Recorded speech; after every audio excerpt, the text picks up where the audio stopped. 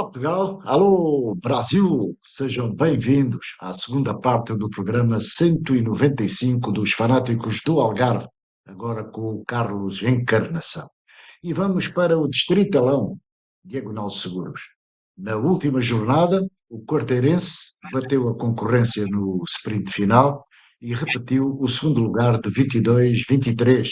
dado que não conseguiu alcançar o campeão portimonense. E na manutenção, o Lusitano esteve como nunca, mas não evitou a descida histórica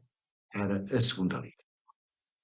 No sexteto de campeão, o quarteirense de Paulo Duarte, com o fortíssimo último fogo, venceu o campeão portimonense de Nelson Moutinho e agarrou a vice-liderança. O 11 Esperanças de Eduardo Barão despediu-se da época com uma vitória por 3-2 na visita aos Silvas de Fábio Félix. No duelo dos sofridos, Imortal de Leandro Palma e Ferreiras de Ivo Soares dividiram pontos numa igualdade a um gol. No sexteto de manutenção, o lusitano de Jorge Viegas fez de tudo, mas nem o triunfo por 2-1 sobre o Odiachas de Tony Cerumanho chegou para a permanência. O colatrense de Ricardo Moreira tinha de ganhar ou vencer e acabou por derrotar o Esperança de Lagos de João Pacheco por 3-1. No derby de Olhão, o Moncabé de Rui Pinto venceu o Olhanense 1912 de Guilherme Pereira por 2-1 e ficou em segundo lugar do sexteto de manutenção. Carnação, como é que viste esta última jornada? Olha, uma última jornada, tal como foi todo o campeonato competitivo, como é óbvio. Efetivamente, os resultados mais esperados, ou que aqueles que as pessoas mais aguardavam para tentar perceber, era que efetivamente quem ia descer, portanto, ali na fase, no sexteto de manutenção, numa luta renhida entre Lusitano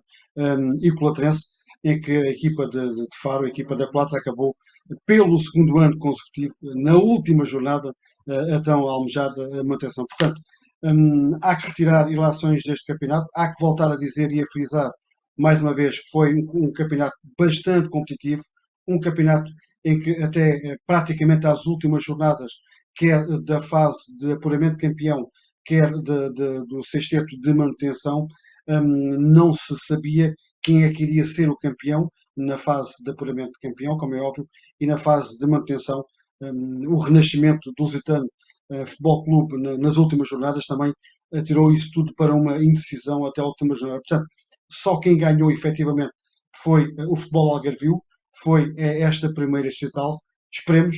que para o ano, e como é óbvio, pedimos um pouco mais que este nível seja ainda maior, seja melhor, porque efetivamente, se os protagonistas que esta época nos presenciaram com este magnífico distritalão,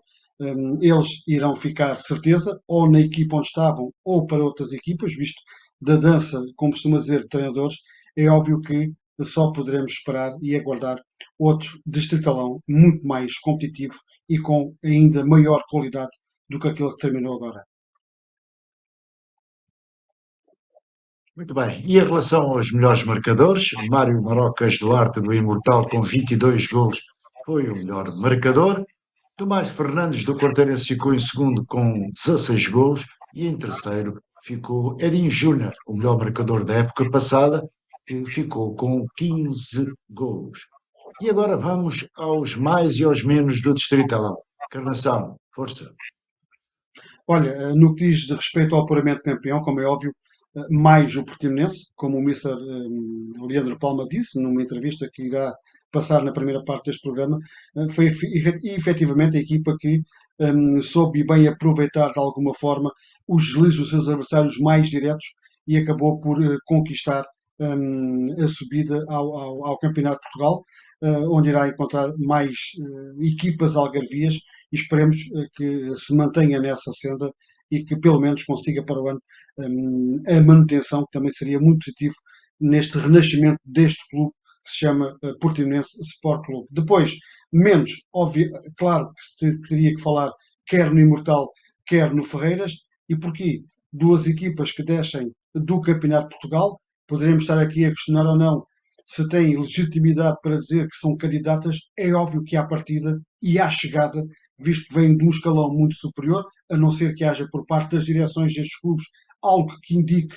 que não estão e que não querem regressar ao Campeonato de Portugal, é óbvio que terão que levar, na minha modesta opinião, e com o devido respeito pelas instituições, ambas, quer Imortal, quer Ferreiras, os menos deste apuramento de campeão desta primeira distrital. No que diz respeito à manutenção e descida, a grande desilusão para mim é, sem dúvida, o Esperança de Lagos, embora tenha acabado a fase de manutenção completamente tranquilo, sem qualquer tipo de preocupação sobre se isso iria acontecer ou não, mas como é óbvio, uma equipa que desce do Distrital com o investimento que tem, que foi dito inclusive também e reforçado um pouco pelo Mister Leandro Palma na primeira parte deste programa, na entrevista que nos deu, é óbvio que era outra das equipas que esperava muito mais do que aquilo que fez neste campeonato. Sinal mais, aí sim, para o Colatrense que andou durante a época toda praticamente no lugar de descida ao segundo escalão da Associação de Futebol do Algarve. Depois foi com a chegada do Mister Ricardo, foi obviamente foi chegando ali aos lugares mais cimeiros que dava a manutenção e numa luta desenfreada com o Lusitano, que acabou também por fazer uma ponta de campeonato excelente, mas que não chegou, faltou o tal pedacinho, chamemos-lhe assim, para que continuasse na primeira estatal no ano que vem. Não o conseguiu, conseguiu a formação do Colatrense, daí o sinal mais, e como já disse há pouco, o segundo ano consecutivo em que consegue se manter na primeira distrital, precisamente na última jornada. Portanto, a equipa da Colatra está, de alguma forma, preparada para estas doses de stress, doses de alguma incógnita, mas efetivamente consegue na última jornada sempre a manutenção. Foi o que fez mais uma vez este ano. Muito bem. E meus amigos, Distritalão agora, só na próxima temporada. E vamos para António Boronha. Faleceu o presidente da final da Taça de Portugal do Farense, António Boronha, que ficou na história do Clube de Faro, neste caso, de forma indelével. Declaração, António Boronha. É verdade, olha, tive na cerimónia fúnebre de António Boronha, como é óbvio, era uma pessoa que tinha algum relacionamento, alguma amizade, acima de tudo um grande farense, foi presidente do Farense em dois períodos, entre 89 e 92 e entre 95 e 98, assim também como vice-presidente da Federação entre 98 e 2002. Um, Foi ele que teve, digamos que, a parte relevante quando irreverente,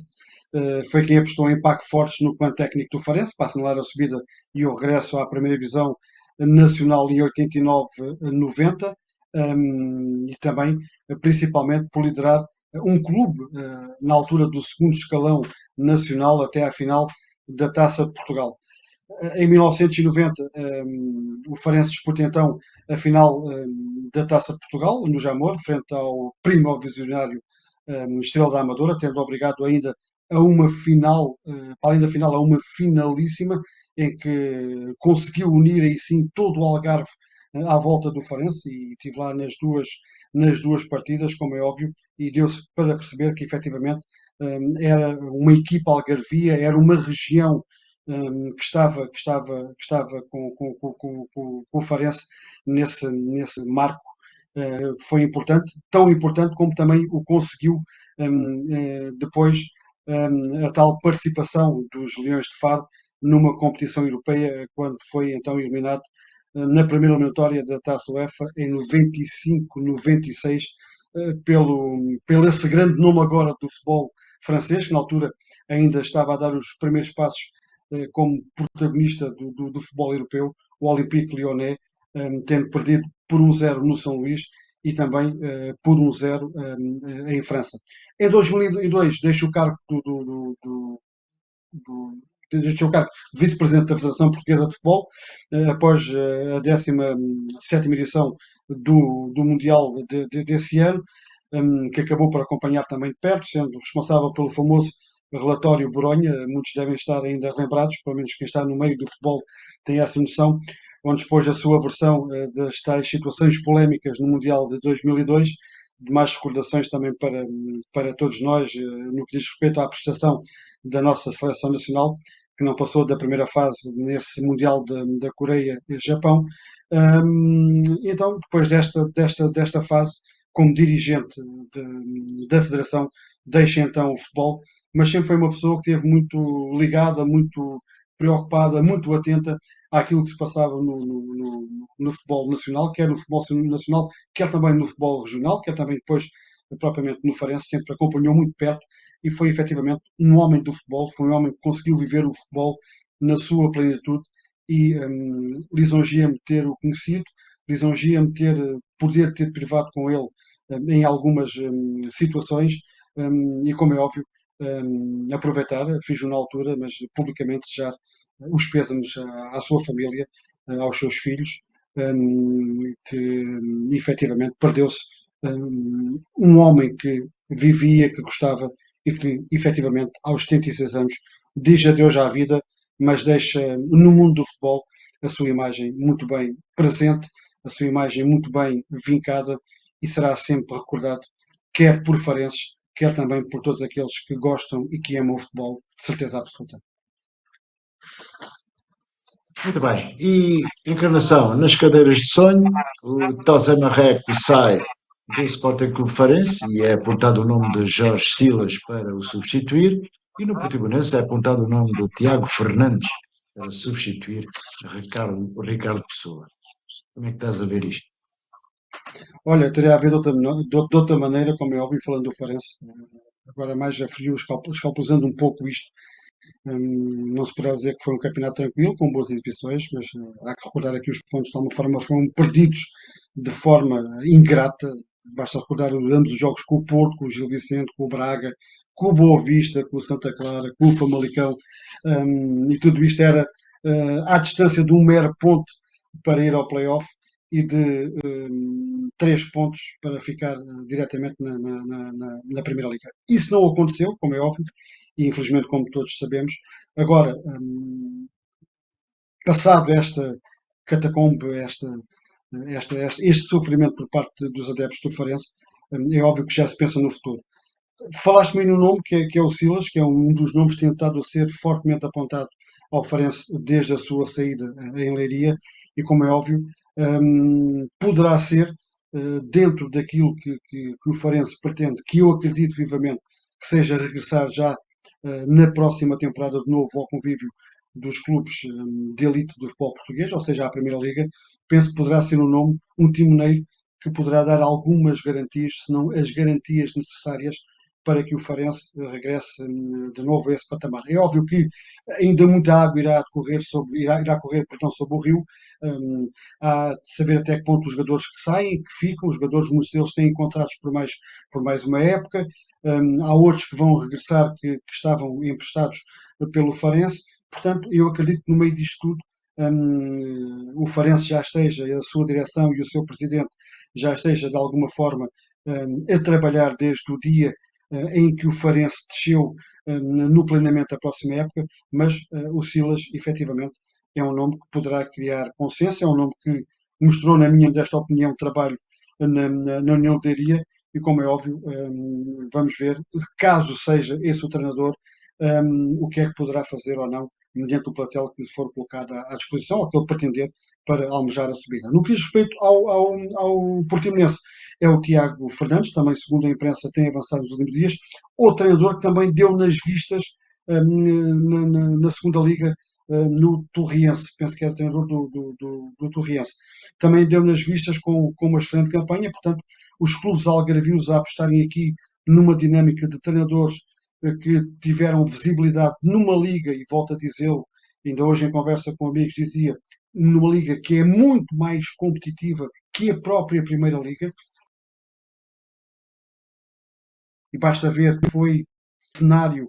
desta segunda liga este ano, em que a última jornada é que efetivamente se resolveu tudo quem subia, quem ia à liguilha, quem ficava nos dois primeiros lugares. Portanto, dois treinadores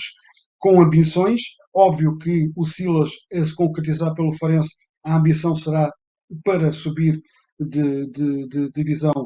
pelos Leões de Faro. Já o Tiago Fernandes, também não acredito que venha para Portimão para fazer um campeonato tranquilo. Portanto, iremos ter duas equipas com dois treinadores ambiciosos. Óbvio que isso é bom para o Algarvio, óbvio que isso é bom quer para o Farense, quer para o Portimonense. Vamos aguardar os próximos dias, agora nas movimentações dos jogadores, e como eu disse há pouco, ainda muita água irá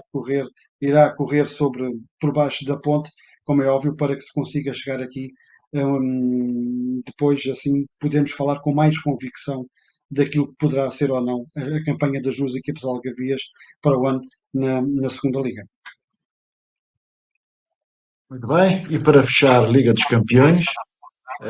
João Neves e Gonçalo Ramos conquistaram a Liga dos Campeões pelo Paris Saint-Germain, que bateu o Inter por 5-0. Foi Paris Saint-Germain a mais.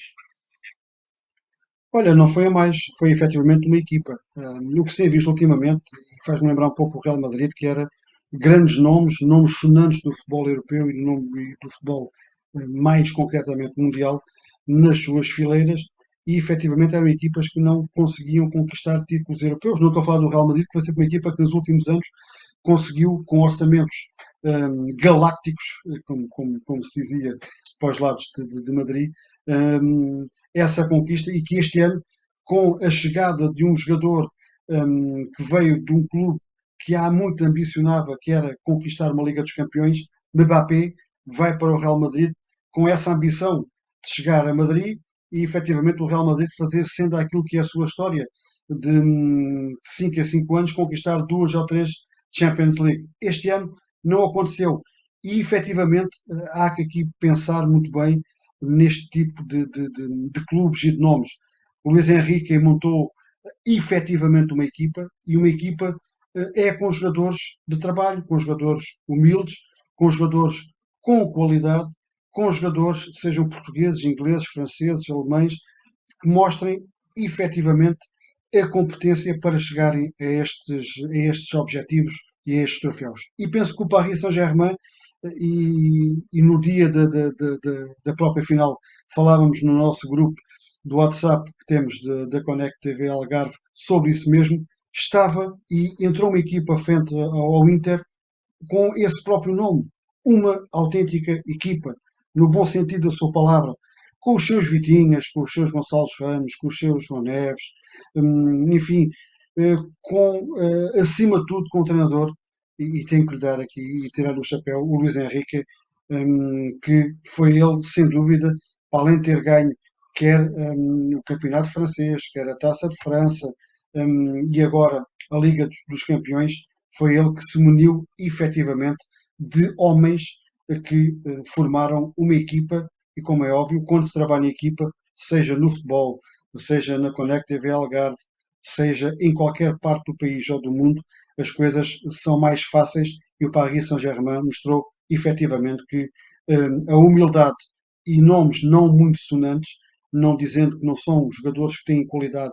quer sejam os portugueses ou de outras nacionalidades que estejam no Paris Saint-Germain, efetivamente Luís Henrique mostrou que, por vezes, aquilo que se chama equipa é muito mais importante do que nomes provavelmente sonantes como Mbappé, Abramovich, enfim, uma série deles que passaram pelo Paris Saint-Germain também com o tal objetivo e com a tal senda e com o tal foco da Champions League, e sem esses nomes tão sonantes como o Paris Saint-Germain já o teve noutras alturas, a equipa gaulesa conquistou esse troféu que era muito ambicionado, pelo menos há 14 anos, pelo seu maior investidor. Ele sempre teve esse sonho, e 14 anos com uma equipa provavelmente mais modesta do que aquelas vedetas todas que teve em anos anteriores, conquistou esse almejado troféu. Muito bem, e chegamos ao fim do nosso tempo. Agradeço a tua presença. Esperamos que o programa tenha sido do agrado dos nossos espectadores e nós voltamos para a semana.